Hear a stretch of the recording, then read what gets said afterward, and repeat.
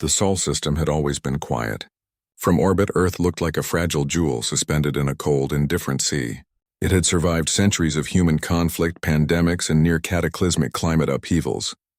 Humanity had endured, and in 2307, the descendants of that survival still walked the thin line between courage and hubris.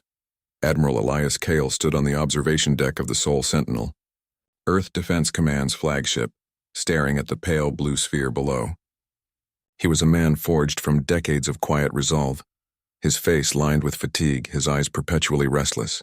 Around him, the hum of the ship's life systems and the occasional murmur of crew voices created a lull that masked the storm that was approaching. "Admiral," said Lieutenant Hera Devine, stepping beside him, her uniform crisp, her posture almost militaristic in perfection. Yet the slight tremor in her fingers betrayed her anxiety. "The Terran colony on Orpheus 9 reports unusual activity along the Lithian border. They've requested permission to deploy defensive drones. Standard protocol?" Elias didn't answer immediately. He inhaled, letting the artificial air fill his lungs, letting the hum of machinery anchor him. "We don't intervene in border skirmishes," he said finally, his voice calm but firm. "Earth is neutral. We observe, we advise. We do not fight." Hera's eyes widened slightly. "They're asking for protection," Elias finished for her. "I know, and they'll have to make do with what they have. We cannot and will not become a party to the War of Nine Suns. Not today, not tomorrow, not ever, unless the war comes to our doorstep." And somewhere in the quiet corridors of the galaxy, it already was. Across the stellar map, the Caldris Empire had grown impatient. Their fleets stretched like shadows across human-inhabited systems. Most civilizations had folded or submitted, cowed by superior numbers, superior technology, and a reputation for merciless retaliation. Earth, however, had been different. Neutrality, isolation, and the tacit acknowledgement that humanity's unpredictable nature could be as deadly as its weapons had kept the Terran worlds untouched, so far. Yet Elias could feel the tension, a ripple across the sensors that didn't belong to space debris or solar winds. It was instinct honed over decades. He had survived battles others wouldn't imagine. He had walked among the dead and returned. And still, something about the energy signature on Orpheus 9 made his gut tighten. "Sir," said Ensign Tail, voice quivering over the comm, "we're detecting multiple warships exiting the Caldris's controlled space. They're moving directly toward Orpheus 9. Elias's jaw tightened. "Confirmation? Visual sweep matches sensor data. They're fast, Admiral. Faster than any class we've encountered." The silence that followed was heavier than any battle cry. Elias knew that Earth had chosen its path carefully. Observation, patience, diplomacy. But patience was a fragile shield. One wrong move, one empire's arrogance, and that shield would shatter. He turned away from the viewport, pacing the deck with measured steps, each footfall echoing like a heartbeat. "Prepare a hailing signal. Stand by tactical override, but no offensive measures until I say." His hand brushed over the edge of the control console, the warmth of human contact grounding him in an otherwise alien silence. "Admiral," Hara said softly, "if they hit the colony, we will respond," he said, almost to himself. "But not yet. Not without reason. Peace holds meaning only when backed by strength." On Orpheus 9, the colony's horizon was a streak of pale orange. Industrial complexes framed against jagged cliffs and deep canyons. Children played among the shadow of massive wind turbines. Unaware that their world was about to become a chess piece in a cosmic game, scientists monitored agricultural drones, engineers repaired transport vessels, and families lived in the fragile bubble of security that neutrality afforded. Then the sky cracked open. The Caldris fleet descended without warning, vast and geometric, their ships glinting like shards of black glass. The colony's alarm screamed into the heavens, their piercing tones cutting through the calm of the day. And yet, for all their technological advantage, the invaders were not prepared for what they would meet. The human defenders had no hope of victory in a traditional sense. Orpheus 9 had no warships, no weapons of mass destruction, no orbital batteries of consequence. And yet they fought. They fought with what humans always fought with: ingenuity, adaptability, and an unyielding refusal to die quietly. Elias, through the comm, observed in muted horror and fascination. Engineers improvised anti-ship defenses using mining lasers. Agricultural drones were repurposed as attack vectors, weaving through enemy formations. The civilians became auxiliaries, their resourcefulness a testament to the stubborn heartbeat of humanity. From the Sol Sentinel, Elias felt the familiar pull of responsibility and pride. His people, his species, were not merely surviving, they were creating miracles from the scraps of inevitability, yet he knew the cost. Elias, Hera's voice broke his reverie. They're hitting the colony core. We need to. He cut her off. No, he said. We wait. Observe. Prepare. Our answer must be decisive, not reactive. And somewhere in that chaos, as fire and smoke enveloped the colony, a human child looked up at the stars and whispered, "Please, someone be watching." By the time Earth received the first full report, it was already too late. Orpheus the Nine had suffered, the colony burned, and the fleet, Elias's fleet, had vanished. Sensors could not detect it. Communications were jammed. For hours, Earth waited, silent, its allies confused, the galaxy beginning to murmur in speculation. Admiral Elias Kale felt the gravity of failure weigh on his shoulders. And yet, as he stood on the bridge, staring into the void where his ships had disappeared, a small, almost imperceptible smile crept across his face. Humans were never truly lost. They were merely being counted, measured and underestimated, and when the universe least expected it, they would return. The void seemed to listen, silent and vast, and somewhere, perhaps beyond comprehension, a quiet order in the cosmos held its breath. And somewhere in the dark, the humans began to pray. The stars beyond the viewport of the Sol Sentinel were indifferent to human grief. They glittered in precise, unfeeling patterns, vast and cold, as though mocking the fragility of life that scurried across planetary surfaces. Admiral Elias Kale didn't flinch. He had stared into darker voids before, had watched ships disintegrate under fire, had seen men die for reasons that logic could never justify, yet the disappearance of his fleet gnawed at him differently. Sensors hummed quietly, insistent, calm, mechanical, but they told no comforting story. Every Terran warship, from the agile frigates to the colossal dreadnought Valiant, had vanished. Radar sweeps confirmed the impossible. No warp signatures, no trace of their passage, not even debris. It was as if Earth's defenses had evaporated into the fabric of the galaxy. "Sir," said Commander Lyra Voss, her voice clipped yet tinged with awe. "All readings indicate they've gone. Every ship." Elias's jaw tightened. Gone? His tone was not disbelief. It was calculation. Gone in the sense of destruction or gone in the sense of something else? Humans never vanished without leaving a mark. Even when cornered, they adapted, escaped, survived. He knew this. He had always known it. Voss hesitated. "Sir, there's something else." Elias pivoted. "Speak. Scans indicate residual warp energy. It's faint, but it's consistent. And the vector points deep inside Kaldris territory." The bridge went silent. Every officer, every crew member felt the weight of the revelation. The Terran fleet, missing from friendly space, was now inside enemy lines. Unannounced, unseen, and apparently unafraid. Elias rubbed his temples, letting the enormity of the situation settle. His mind raced, not with fear but with strategy, with the relentless, unquenchable human impulse to act. "Prepare a full analysis," he said, "and open a channel to Orpheus 9 survivors. I want every scrap of information on what happened during the assault." "Admiral," Voss said quietly, "if the fleet has gone that far, it means they're not responding to us. They're acting independently." Elias's gaze drifted past the viewport, tracing invisible lines between distant suns. "Independent," he murmured. "Of course. Humans don't wait for orders when the stakes are too high. They improvise." Meanwhile, light years away, the Valiant emerged from the void in the Kaldris sector. The enemy had not expected it, and the humans, true to their unpredictable nature, moved like shadows between the enemy's patrols, striking only when opportunity demanded, disappearing before retaliation could manifest. Captain Roran Dax, a man whose reputation for audacity was whispered even among Terran admirals, paced the bridge. His crew moved in orchestrated precision, their actions almost choreographed yet born of improvisation. Dax's hands hovered over controls, fingers flexing in anticipation. "Sensor sweep," he said. "Cauldress command is blind. All comms are down. They don't know we're here." A young ensign blinked nervously. "Sir, that's impossible." "How?" Dax cut him off with a smile, not cruel but undeniably confident. "Impossible is the human specialty. Watch and learn." The Valiant moved deeper, threading through asteroid belts and gravitational maelstroms that would have shredded less resourceful crews. Mines designed for planetary defense were repurposed as shields. Tactical arrays meant for mining lasers now acted as weapons.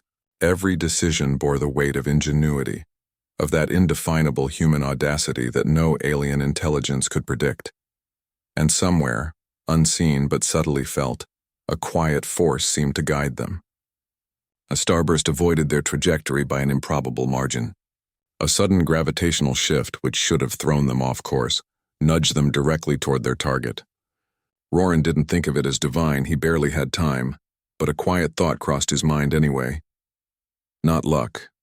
Someone wanted me to survive. Back on Earth, Elias watched the reports come in, trying to remain calm even as a thrill ran along his spine. The Terran fleet had vanished, but it hadn't been lost. They had become a ghost, a silent predator within enemy space, gathering intelligence, observing weaknesses, and preparing for retribution. "Elias," said Hera Devine, still visibly shaken, "what if they're humans," he interrupted softly but firmly. "They will adapt. They will survive. And when they will strike not with recklessness but with purpose." The Admiral's mind was a battlefield of its own, relief, pride, and the gnawing fear that even humans had limits. But deep inside he knew, human limits were often illusions tested only when the impossible became reality. Meanwhile, the Cauldress Empire was beginning to panic. The sudden reappearance of Terran ships in enemy space created confusion at every level. Communications were flooded with conflicting reports. Commanders could not believe what their sensors displayed. Human ships, unannounced, invisible to their surveillance, moving with surgical precision. On the bridge of a Cauldress warship, Fleet Commander Zalthar shouted, his many eyes widening in alarm. "Impossible! They should be dead. The Terrans should have been annihilated at Orpheus 9. A subordinate stammered, "Sir, they've penetrated our sector, and they've done what humans do," Zalthar growled, realization dawning. "They improvise. They survive. And worse, they think." The word think carried weight. Cauldress technology was superior, but thought, creativity, empathy, moral calculation was an element the Empire had never encountered. Humans leveraged chaos, uncertainty, and even compassion as tactical tools. That was their edge. On board the Valiant, Dax allowed himself a brief moment of reflection. "We're deep," he murmured to himself, voice almost lost among the hum of engines, far enough to make them sweat, far enough to show them humans are not to be underestimated. A tactical officer asked, "Sir, orders for the capital?" Dax's grin was sharp, almost predatory. "Not yet. First we observe. First we understand their weakness, then we remind them who they're dealing with." He glanced at his crew, every face illuminated by the dim glow of holographic consoles. Engineers, gunners, navigators, every human on this ship was acting in perfect harmony, yet none were following a rigid script. Improvisation was their weapon, courage their armor, faith their silent companion. Somewhere beyond the stars, in the spaces between calculation and chaos, something quietly smiled, or at least, Elias liked to think so. It wasn't divine intervention, not exactly, but there was order in the timing, in the improbable survival of humans against odds that should have destroyed them. Roran Dax exhaled slowly, feeling the tension drain briefly, only to be replaced by purpose. Humans did not cry for luck. They did not plead for mercy. They acted with intelligence, faith, and the audacity of species that refused to vanish quietly. Deep inside the Cauldress system, the Terran fleet paused, coalescing like shadows in the void. Communications were re-established in whispers. Signals bounced through secure channels. Recon drones fed maps of the enemy capital, revealing weak points, overextended fleets, and gaping holes in defensive networks. Every scan, every calculation, every improvised maneuver was an assertion of human will against incomprehensible power.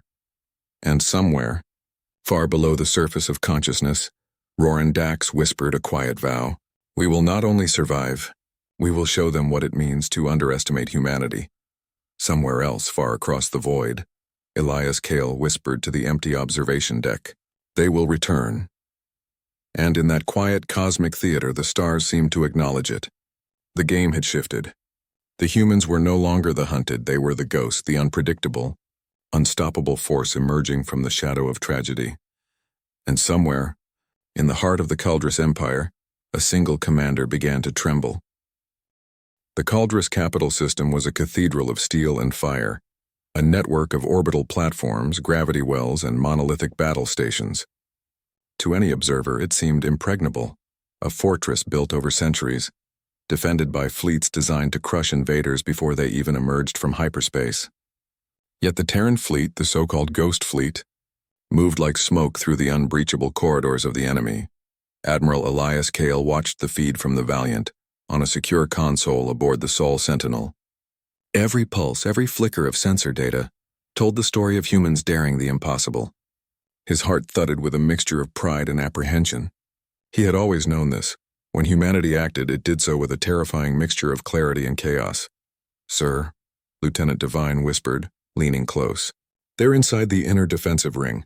Shields are barely registering our readings. How are they moving undetected? Elias didn't answer immediately. He knew the answer even without seeing it. Humans did not merely follow tactics, they anticipated, improvised, exploited the imperfections in systems that were supposed to be flawless. The Kaldris had built machines to calculate everything. Humans built cunning and unpredictability into their hearts. They're humans, he said finally. That's all the explanation you need. On board the Valiant, Captain Roran Dax surveyed the enemy through the ship's augmented viewport. The capital's spires rose like jagged teeth, and patrol cruisers moved in rigid patterns, predictable in their precision. The humans had mapped every rotation, every gravitational anomaly, every blind spot. Every step had been calculated, yet flexible enough to adapt mid-maneuver. Deploy the decoys, Dax ordered. His voice was calm, but every syllable carried the weight of command tempered by improvisation. Layer the electromagnetic interference along the outer vector. Make them think we're still 2 jumps out. A young technician hesitated. Sir, that's risky. If they detect us, they won't, Dax interrupted, a faint smile tugging at his lips. Because we've already accounted for what they think we'll do. Humans don't wait for permission. They create the battlefield in the moment. Moments later, a series of holographic projections simulated the fleet moving along false trajectories. Enemy sensors pinged anomalies, diverted ships, and fired at empty voids. The humans, shadows among stars, moved closer to the heart of the Kaldris capital. Elsewhere, in the Kaldris command center, Fleet Commander Zalthar's many eyes narrowed. Reports kept arriving. Unidentified objects no larger than scouting drones weaving through minefields, dodging defense grids. Each report contradicted the last, sowing chaos among the Imperial ranks. They are ghosts, Zalthar roared. No pattern, no command, every move is unpredictable. A subordinate, trembling, whispered, Sir, they are humans. Zalthar's gaze hardened, a slow realization settling over him. Humans never just fight. They survive, they improvise, and they think. Always they think. And worse, they believe something greater is watching them. They will not stop ever. Inside the Valiant, Dax allowed himself a brief glance at the stars. Somewhere in the void, in the tiny pinpricks of light, he felt it. A quiet guidance, subtle and pervasive. No force pressed upon him, no divine hand moved the fleet. Yet everything seemed aligned. The currents of space, the gravitational eddies, even the smallest gaps in enemy shields. Humans called it luck. Dax called it something older, something unspoken. Not luck, he murmured. Not accident. Someone wanted us to survive, to be here. The first strike would not be loud. Humans rarely shouted their victories. They whispered them through ingenuity. The initial targets were weak points, supply depots, power grids, and command relays. Drones, modified mining equipment, and improvised missile arrays moved with surgical precision. A single drone could topple a platform, and a single human operator could reroute energy from one system to another, creating a cascade of disruption. Every hit was small, calculated, human. Yet the effect was catastrophic. Systems overloaded, communication networks fractured, and the Caldrus fleet, vast though it was, began to feel the strain of uncertainty. Back on Earth, Elias watched every feed. His mind raced as he considered the implications. The Terran fleet wasn't just striking, it was teaching a lesson. They weren't taking prisoners. They were demonstrating that humanity, though numerically inferior and technologically uneven, could dictate terms on its own timeline. Lieutenant Devine, still tense, asked, "Sir, are we proud?" Elias's lips curved into a thin, almost imperceptible smile. "We should be, not because we expected victory, but because humans reminded the universe who they are." In the midst of the chaos, an internal conflict simmered among the Terran crew. Not all of them agreed with the tactics. Some questioned morality, some doubted the cost. Dax had anticipated this. He didn't silence dissent. He engaged it. "Every life matters," he said quietly to his bridge crew. "And yet the universe often demands sacrifice. We do what we must, not because we want to, but because we refuse to let fear decide our fate." A young officer, barely old enough to remember Earth's surface as it once was, nodded, swallowing his unease. "We're not just fighting, sir. We're surviving." "Yes," Dax said, "and survival is an art." The strike unfolded over hours, a slow, deliberate symphony.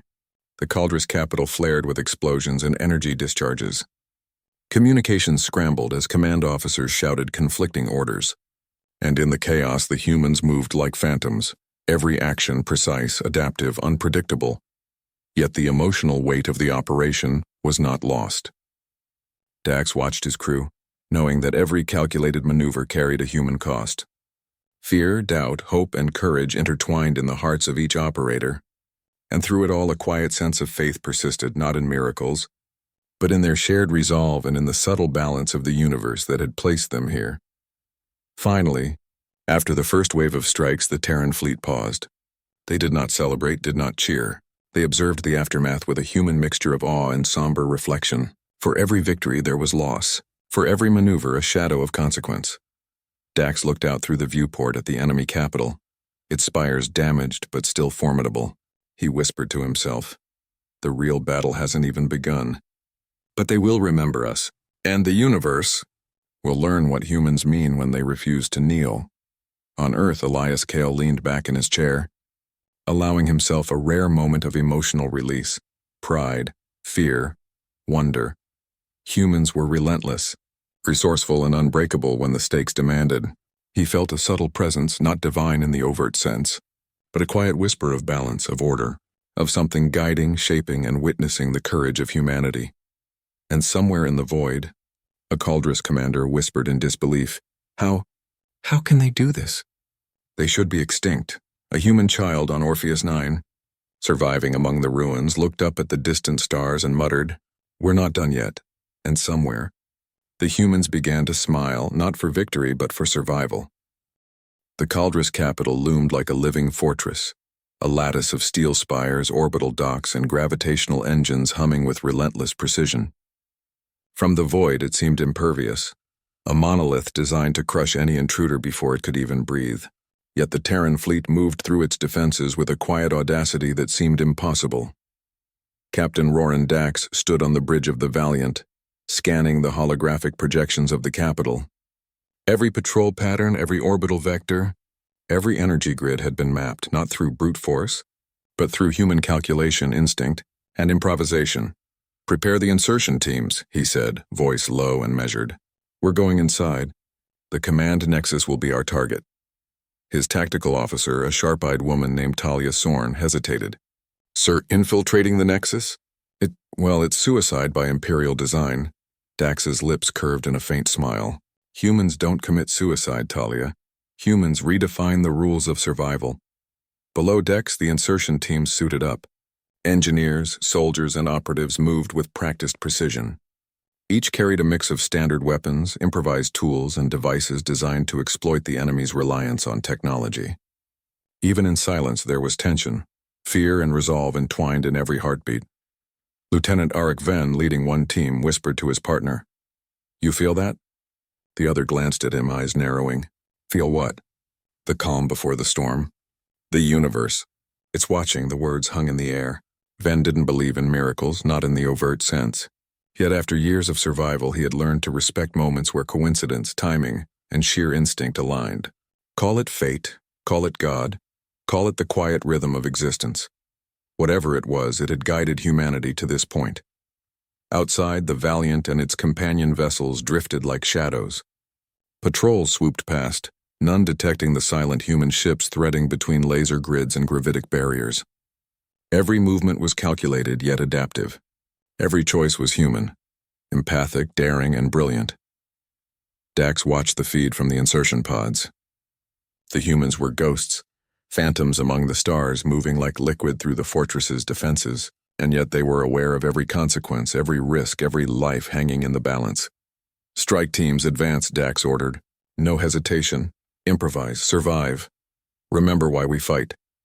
Inside the enemy nexus, the human teams moved like whispers.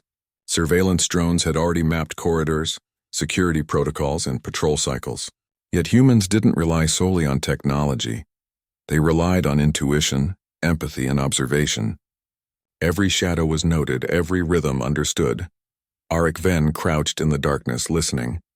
His comlink whispered a voice from another team. We're inside. Nexus core ahead. Minimal resistance, but we've seen traps. Ven's jaw tightened. We expected traps. Humans don't just charge in blindly. We adapt. Above, the Caldris fleet scrambled. Sensors pinged anomalies, but the intruders had already manipulated the networks. False signatures, phantom ships, and decoy drones sent the enemy into chaos. Communications were fragmented.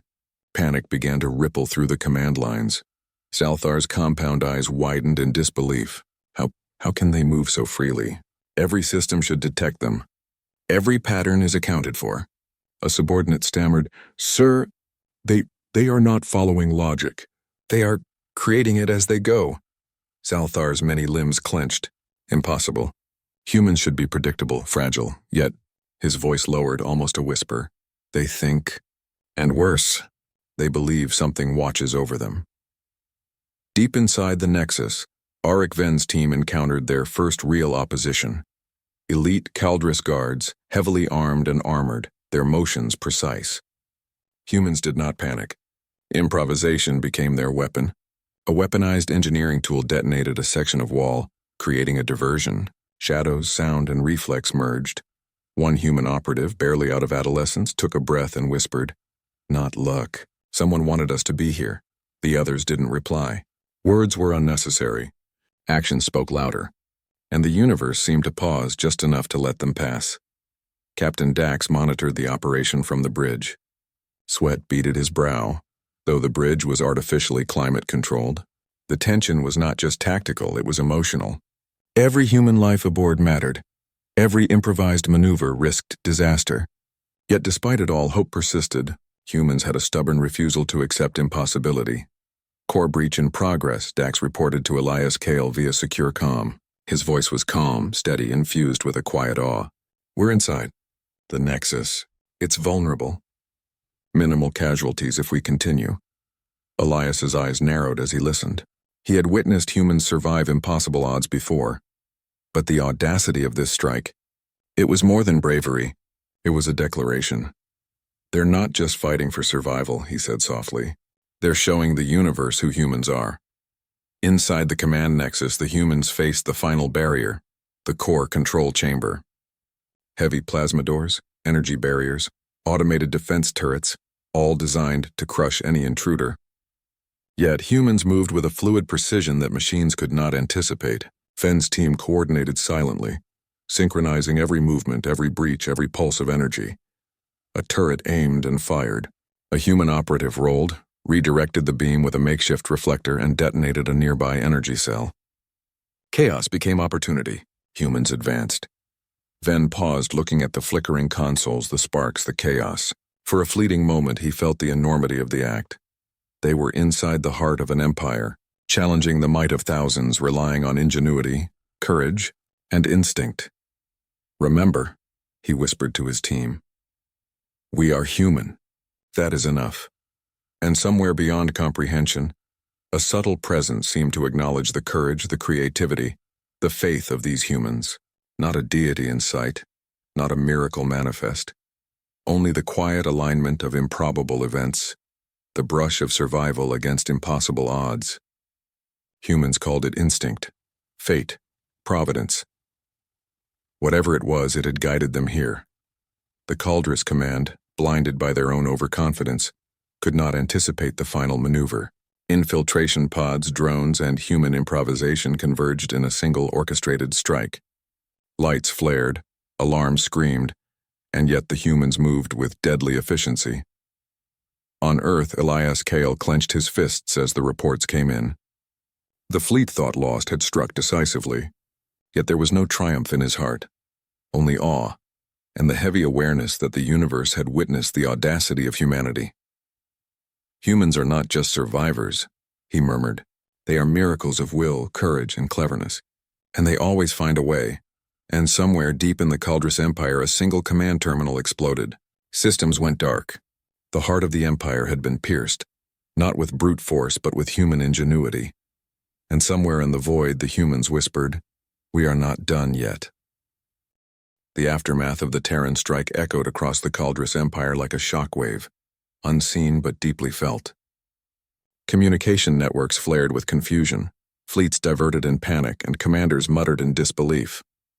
The human fleet had vanished as suddenly as it had appeared, leaving behind chaos, crippled infrastructure, and a stark warning. Humanity could not be controlled, predicted, or ignored. Admiral Elias Kale watched the feeds from the Sol Sentinel, a mixture of pride and anxiety in his chest. Every sensor reading, every report from the Orpheus 9 survivors painted the same picture. Humans had turned desperation into strategy, survival into an art form. And yet the cost weighed heavily on him. Lieutenant Hara Devine approached, her hands clasped tightly behind her back. "Sir, the Caldrus are mobilizing. Entire fleets are moving toward Terran systems. If we don't act..." Elias didn't interrupt. He stared at the holographic projection of the galaxy, lights flickering in the darkness of space. "Then they will learn what humanity has always known. We do not fight because we must, but because we can, and because the universe respects those who refuse to yield." Thousands of light-years away, the Caldrus Council convened in frenzied deliberation. Emperor Xylar's voice, deep and resonant, filled the grand chamber. "The humans, how have they survived? How have they penetrated our heart?" Admiral Vethor, a seasoned commander whose pride had once been unshakable, bowed low. "Your Majesty, they are unlike any species we have faced. Their strategies defy logic. Their courage is unquantifiable. It is as though they do not fear death." The Emperor's eyes narrowed, a subtle flicker of something resembling doubt crossing his usually imperious gaze. "Then we will remind them that even the boldest cannot escape the inevitable." Back aboard the Valiant, Captain Roran Dax reviewed the reconnaissance data. The strike had been surgical. Every key facility had been disrupted, yet the humans had maintained minimal exposure. His crew moved with the quiet confidence of those who had survived impossible odds before. Talia Sorn approached him, her voice careful. "Sir, the counterattack will come. They'll know it was us. They'll bring everything they have." Dax didn't flinch. Instead, he leaned on the console, eyes scanning the stars for patterns, for weak points, for opportunity. "Let them come," he said softly. "We do not wait for battles. We make them." On Orpheus 9, survivors began the slow work of recovery. Children huddled with their parents in the shadows of ruined habitats. Scientists and engineers scoured debris for resources, improvising shelters, repurposing damaged drones, and finding new ways to protect the vulnerable. Human ingenuity was everywhere, in every repaired circuit, in every repurposed tool, in every quiet act of courage. A young boy, no older than 12, watched a makeshift drone hover above the ruins. "We'll fix it," he said to no one in particular, voice resolute. "We always do." A nearby engineer smiled faintly, pride tinged with exhaustion. "That's why we survive, kid. Because we refuse to give up. Not on ourselves, not on each other." In the Caldrus sector, fleets converged, weapons primed, strategies calculated with ruthless precision. Yet for all their technology, all their mathematical certainty, humans remained unpredictable. Even now, in the absence of the fleet, their influence spread. A single successful strike had shifted the balance of perception across countless systems. Allies whispered in fear and respect. Enemies reconsidered plans. The The galaxy had learned to fear the impossible, not just the inevitable. Elias watched as data streamed across the Sentinel's screens. Every anomaly, every irregularity, every improvisation was a testament to human creativity and courage. And somewhere, quiet and unassuming, he sensed the subtle hand of providence, not a miracle, not a deity making itself manifest, but a pattern, a guiding rhythm that had kept humanity alive against odds that should have destroyed them. "Humans," he whispered, "do not pray for survival," they demanded. "And sometimes, the universe answers." Meanwhile, Captain Dax prepared the fleet for its next movement. The humans would not retreat. They would not hide.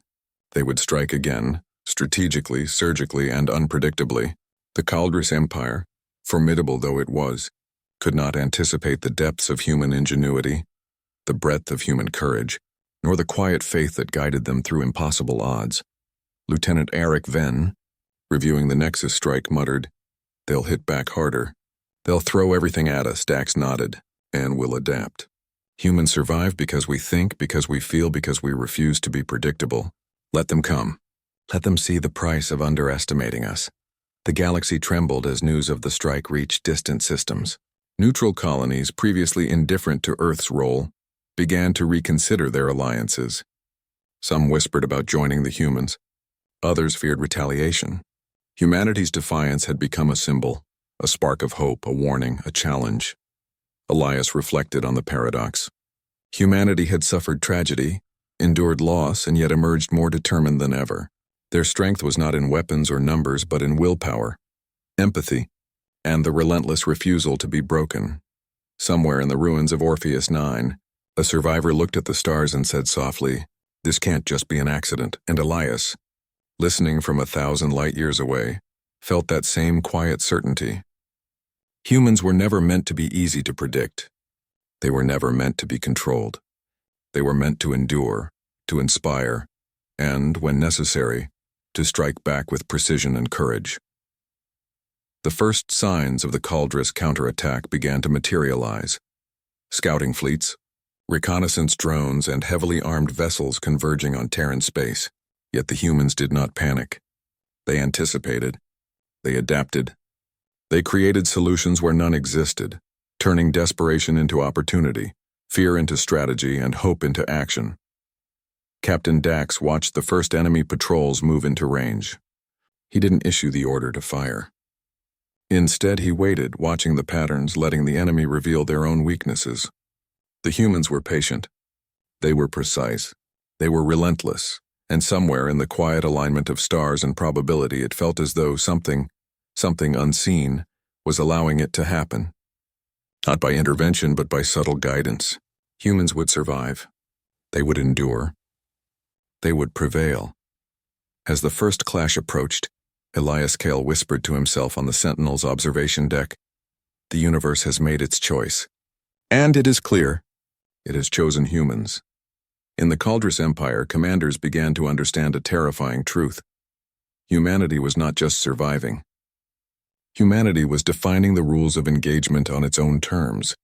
And in the void, amidst the approaching storm, a single thought crystallized in every human heart aboard the fleet. We are not here to die quietly. We are here to be remembered, and somewhere the galaxy held its breath. The void ahead of the Sol system burned with anticipation. Sensors flickered with the incoming signatures of the Kaldris fleet. Hundreds of vessels, a river of dark metal stretching across the star-strewn expanse. Every commander aboard the Valiant and its sister ships understood the scale. This was no mere skirmish. This was a calculated attempt to annihilate humanity before it could demonstrate its audacity a second time. Captain Roran Dax leaned over the tactical console, eyes scanning the approaching horde. He did not flinch. The humans aboard his fleet were disciplined, adaptive, and unbroken by previous battles. They were ready not because they were stronger, but because they were cleverer, and because humans always found ways to turn adversity into advantage. "Status," he commanded. Lieutenant Talia Sorn's fingers danced across her panel. "Enemy fleet is within 7 light minutes. Formation is aggressive but predictable. They're relying on sheer mass to overwhelm us." Dax's gaze hardened. "Good. Predictable patterns are exploitable. Initiate adaptive countermeasures. will make them regret underestimating the human spirit. The first volleys tore through the emptiness. Energy beams lanced across the void, met by human improvised shields that flickered but held. The Caldrus expected a conventional engagement, frontline versus frontline, but the humans had rewritten the rules. Small, nimble craft darted between larger vessels, drawing fire while the heavier Terran ships used gravitational anomalies to avoid direct hits.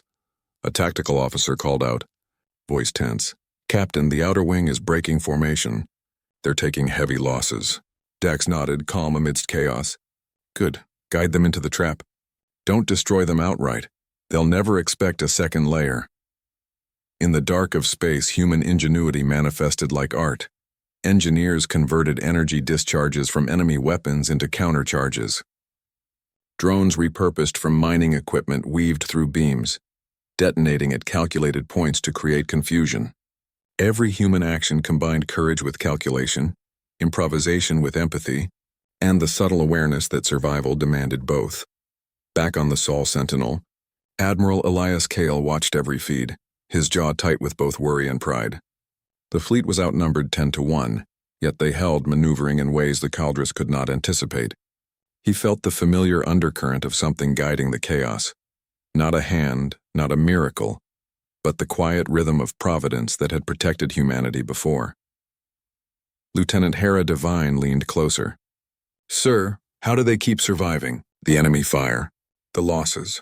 Elias's gaze didn't leave the holographic displays. "Because humans adapt. Because humans refuse to die quietly.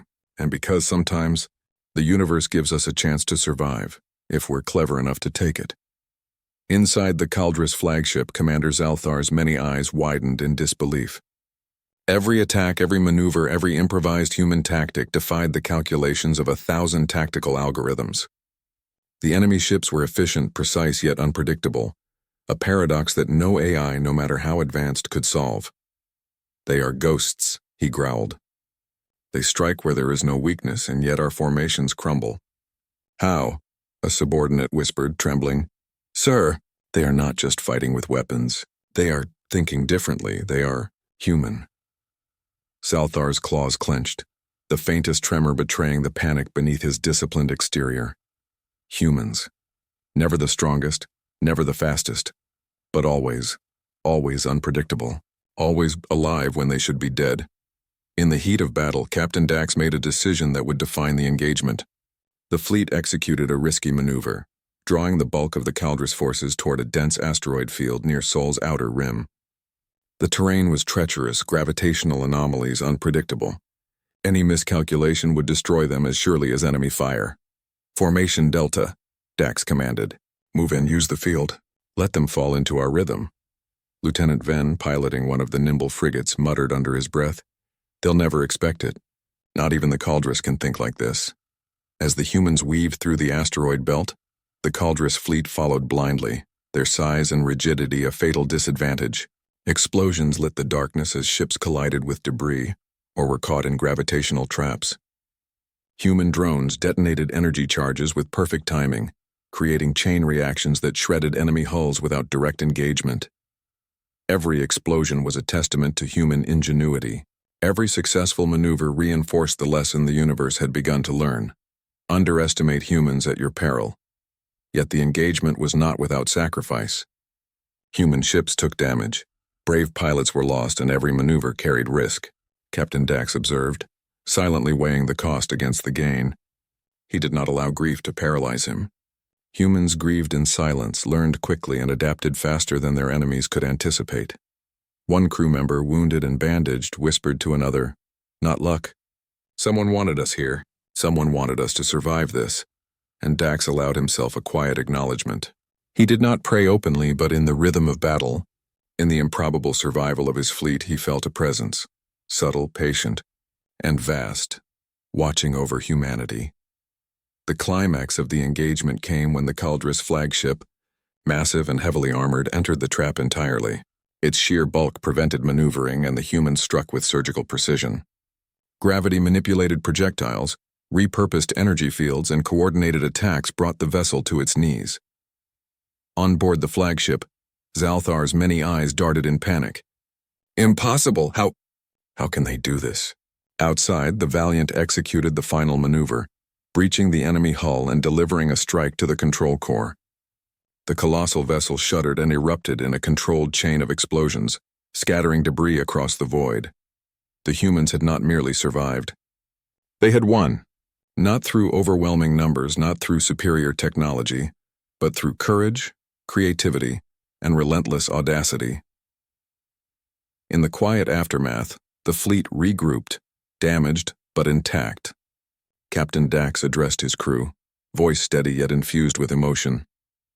We survived because we refused to die quietly. We survived because we fought with our minds, our hearts, and our will. Remember this. Humanity endures not because we are invincible, but because we refuse to be predictable, because we refuse to yield. Lieutenant Venn, gazing out at the scattered wreckage, whispered to himself, "We are human. That is enough." Back on Earth, Admiral Elias Kale allowed himself a rare smile. The humans had proven again that courage, ingenuity, and subtle faith could overcome the impossible. Somewhere in the silence of space, beyond perception, a quiet order seemed to nod in approval. And somewhere, in the void, the humans began to prepare for what would come next. The Kaldris capital planet, Arvath Prime, was a jewel of cold engineering and calculated perfection. Towering cities of steel gleamed under the light of twin suns, orbiting platforms thrummed with energy, and defensive arrays formed a lattice of lethal precision. To any species, it seemed invulnerable. To humans, it was an opportunity. Captain Roran Dax studied the planet from orbit aboard the Valiant. Every orbital pattern, every weapon array, every patrol rotation had been mapped by reconnaissance drones and subtle observation. Yet even with every calculation, Dax knew that the outcome would not depend solely on strategy. It would depend on creativity, courage, and the audacity to improvise when the universe offered no guarantees. "Prepare insertion pods," Dax ordered. "We're going below the surface. The capital must feel our presence not just in firepower but in human will." Lieutenant Talia Sorn's fingers hovered over the panel. "Sir, planetary insertion is risky.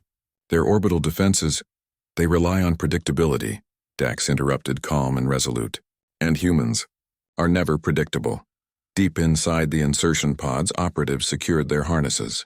Lieutenant Arik Venn glanced around at the young faces, new recruits alongside seasoned veterans. Every heartbeat carried tension and resolve. "Remember," he whispered, "we are ghosts. We move silently, strike efficiently, and adapt to everything. This planet thinks it controls the game. It doesn't. We do." A young technician adjusted his visor, whispering almost to himself, "Not luck. Someone wanted us here. Someone wanted this moment to exist." Venn gave a faint nod. Humans rarely verbalized faith openly during operations, yet belief persisted in quiet ways. A glance at the stars, a sigh of relief after surviving a near miss, a thought that survival wasn't random. Above Arvath Prime, the Terran fleet danced like shadows among defensive satellites and orbital turrets. Humans had turned gravity wells, mining satellites and repurposed drones into tools of war. The Kaldris were powerful, but they lacked one crucial element, the ingenuity that thrived under pressure. "Outer defenses are disrupted," reported Talia Sorn. "They're reacting, but slowly." "Too slowly." Dax allowed a faint smile. "Good. Now the real work begins." On the planet's surface, the insertion teams emerged under the veil of darkness. Shadows of towers and sky bridges loomed above them. Automated patrols moved with mechanical precision, but humans had studied every movement, every pattern. Improvised EMP devices disrupted sensors. Silent grappling tools allowed operatives to bypass security checkpoints, and improvised communications gear ensured coordination without revealing their location. Arik Venn crouched behind a shadowed structure, surveying the streets. "Remember," he said softly to his team, "we are not just fighting soldiers. We are delivering a message. The humans who survive will survive not through might but through mind, courage, and creativity. And the universe will notice." Meanwhile on Earth, Admiral Elias Kale monitored every feed. He felt the subtle weight of anticipation, the quiet pulse of something unseen guiding the operation. It was not intervention. Humans did not rely on miracles, but there was a rhythm, a balance, a sense that their timing aligned with forces far beyond comprehension. "They move as humans always do," Elias murmured. "Not reckless, not blind, but with insight, with courage, and with the audacity to defy expectation. Inside the planetary command complex, Commander Zalthar's many eyes darted across screens. How are they inside? He growled. Sensors show no breach. Communication lines intact. They should not exist there. A subordinate whispered in fear. Sir, they are human. And they improvise. They think differently. They survive when logic says they cannot. Zalthar's claws clenched. Humanity had always been underestimated. Fragile, emotional, unpredictable. Yet those very qualities had become their greatest strength. Then we must crush them before they can influence anything. The humans moved deeper into the capital, bypassing energy shields, cutting through automated defenses, and improvising tactics in real time. Every obstacle became an opportunity. Mines designed to collapse corridors were redirected. Security drones were hacked mid-flight to create diversions. Every decision, every maneuver carried risk, but each was executed with precision, audacity, and human ingenuity. Ben's team paused before a heavily fortified core chamber. Energy barriers pulsed, turrets scanned in rapid patterns, and automated alarms threatened to expose them. He whispered to his team, "We improvise. We survive. And when we strike, it will be swift and decisive. Remember why we are here. Remember what it means to be human." The team advanced, weaving through shadows, redirecting energy pulses, and using the environment to their advantage. Fear existed, it always did, but courage outweighed it. Creativity guided their movements. And somewhere in the rhythm of improbable survival, there was a quiet sense of providence. Humans called it instinct. Perhaps it was something more. Back in orbit, Dax guided the fleet in synchronized maneuvers. They were not firing recklessly. They were creating openings, ensuring that the humans below could operate with maximum efficiency. Gravity wells were manipulated, decoys deployed, and defensive satellites repurposed to assist the ground insertion. Every move was a testament to the HFY essence: cleverness, empathy, and adaptability under pressure, Talia Sorn observed, awestruck.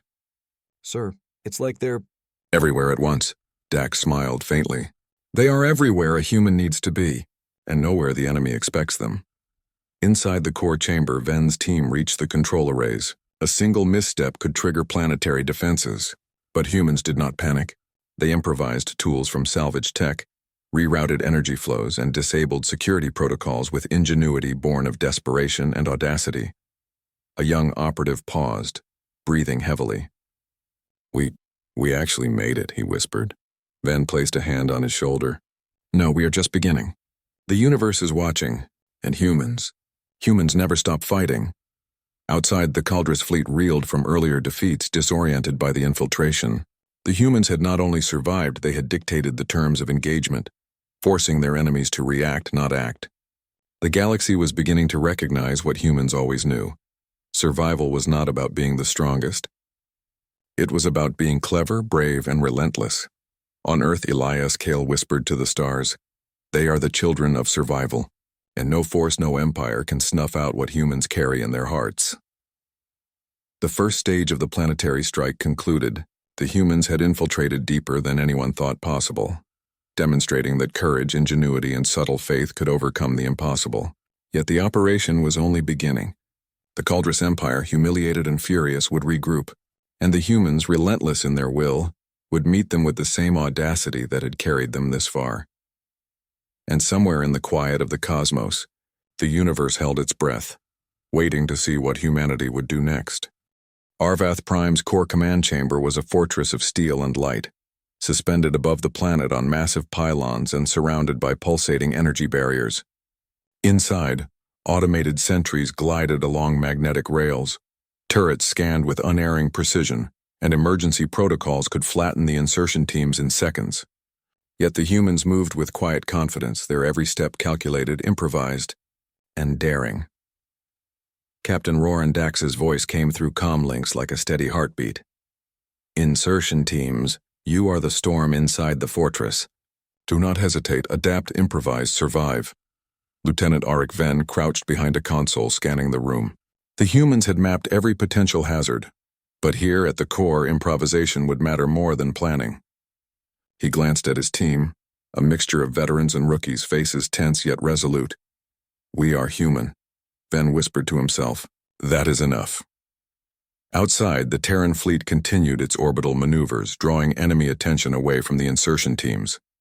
Dax guided the ships like a master conductor, manipulating gravitational fields, creating decoy signatures, and turning the enemy's technological superiority against them. The Caldrus had mass, precision, and firepower, but humans had unpredictability, ingenuity, and courage. Lieutenant Talia Sorn's eyes widened at the feeds. Sir, they're making it look effortless. Every move is precise, yet nothing is repeated. They're like shadows everywhere and nowhere at once. Dax's lips curved faintly. That is the essence of humanity, Talia. We survive not by being strong, but by thinking, feeling, and refusing to yield. Inside the core chamber, alarms blared as the humans approached the main control arrays. Automated defense drones swooped in with lethal speed. Ven's team did not panic. They improvised. Using repurposed energy cells, EMP grenades, and magnetic disruptors, they disabled the drones one by one, often redirecting them to create diversions elsewhere. A young operative gasped, dodging a laser pulse. How are we still alive? Ven's eyes narrowed. Not luck. Something allowed us to be here, but we survive because we adapt, because we refuse to die quietly. The presence they felt was not overt, not miraculous. It was subtle, timing aligning with opportunity, improbable survival, the faint whisper that human courage and ingenuity mattered in the larger tapestry of the universe. Meanwhile, the Caldrus Empire scrambled to respond.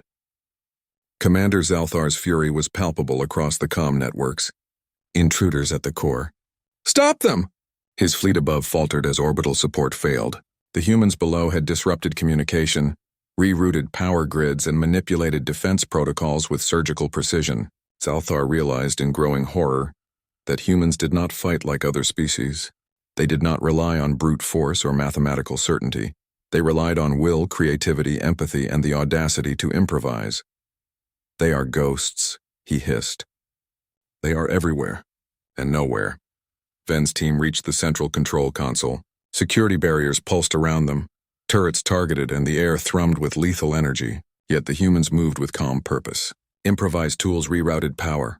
Drones repurposed for sabotage moved in synchrony, and communication lines were hijacked to confuse the enemy further.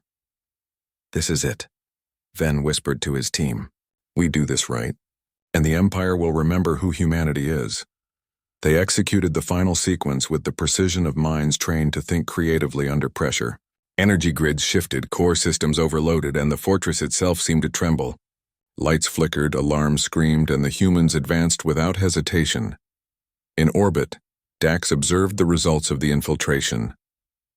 The humans had turned the core into a chessboard, forcing the Caldrus to react, never act. Each strike, each diversion, each improvisation was not just survival, it was a statement. Humanity did not bow, humanity did not yield. Humanity survived and thrived through courage, intelligence, and subtle faith that they were part of something larger. Humans, Dax muttered, almost to himself, do not fight because they must. They fight because they can. And when they do, the universe notices. Back in the chamber, Ven's team faced their moral and emotional test. Automated systems threatened civilian sectors, imperiled lives they had no time to save, and forced them to make impossible choices. Yet humans did not falter. They improvised evacuation protocols, rerouted energy to protect the vulnerable, and prioritized survival without sacrificing ingenuity. Every life saved was a testament to their empathy and courage. A young operative whispered, voice trembling, We're actually doing this. We're saving lives and stopping them. Ven placed a reassuring hand on his shoulder. This is what being human means. Courage, creativity, and the refusal to yield, even when the odds are impossible.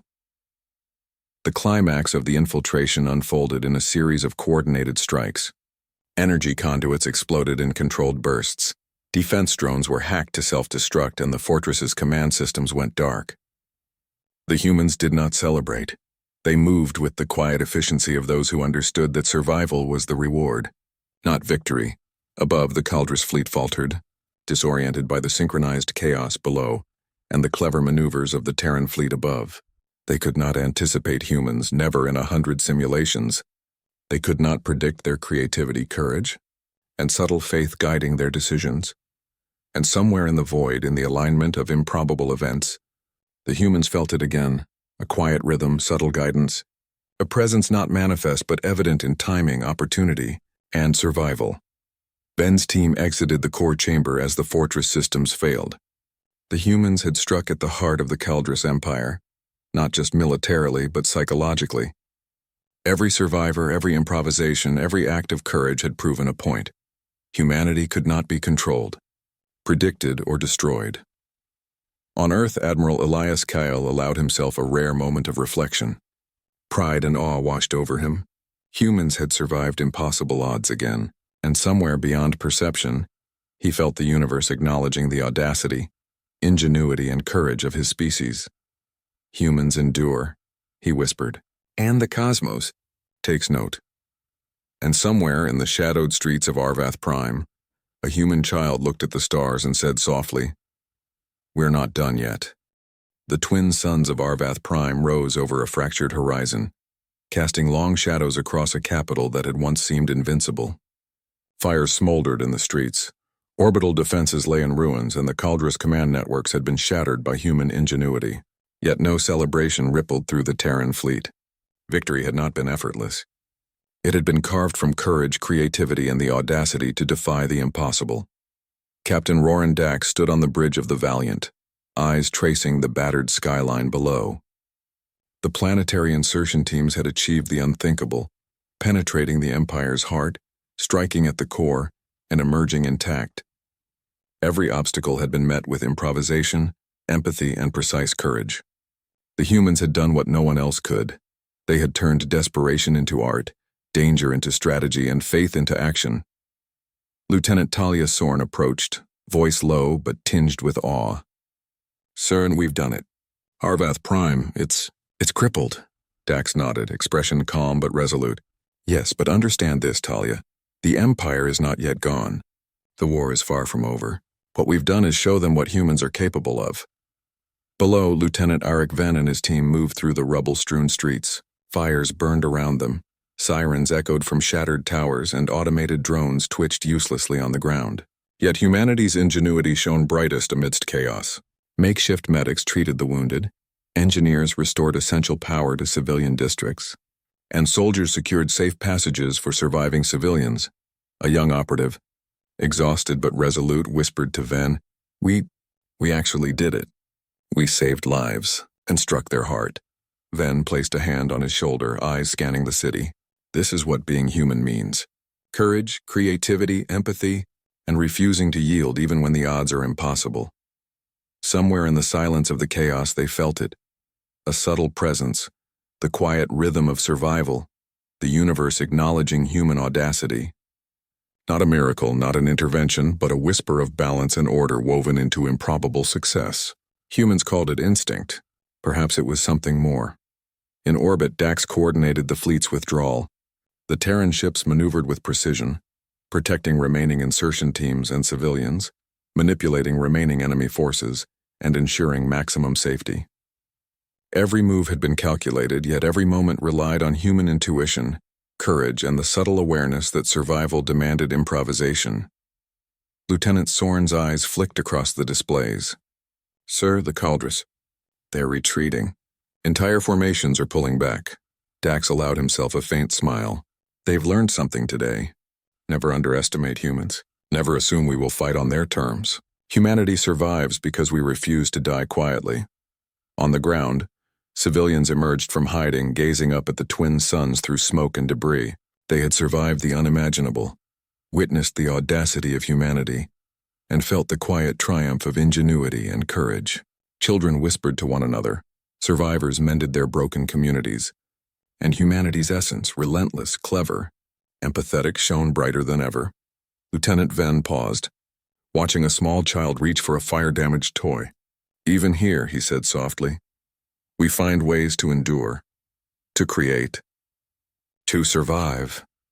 And somewhere above the planet, a faint, almost imperceptible pulse of quiet approval seemed to ripple through the void. Not divine in a visible sense, but present nonetheless, a subtle affirmation that courage, ingenuity, and faith mattered in the great expanse of existence. In the remnants of the Kaldris command center, Zalthar's eyes widened with disbelief. Their capital had been infiltrated, the fleet humiliated, and their empire exposed as vulnerable. The humans had done the impossible, not with brute force, not with superior technology, but with creativity, courage, empathy, and unrelenting willpower. They survived, Zalthar muttered, voice trembling. They are remarkable. The lesson was clear. Humanity could not be crushed, predicted, or ignored. Humans endured not because they were perfect, but because they were clever, resilient, and guided by subtle forces beyond understanding. Captain Dax addressed his fleet, voice carrying across comm networks. Today the galaxy saw what humans are capable of. We are not invincible. We are not flawless, but we are relentless, clever, and brave. We survive because we refuse to yield. Remember this. Carry it forward. Humanity endures. The Terran fleet held formation, silent and resolute, their eyes turned toward the stars. Above, the remnants of Arvath Prime glimmered, a testament to both human ingenuity and the indomitable spirit that had carried them through every impossible odds. Lieutenant Venn looked out at the horizon, voice barely a whisper. We are human. That is enough. Somewhere in the quiet alignment of the cosmos, the universe seemed to respond, not with miracles, not with judgment, but with acknowledgement. Humanity had defied the odds. Humanity had endured, and the galaxy had witnessed it. As the fleet set course for home, Captain Dax allowed himself a rare moment of reflection.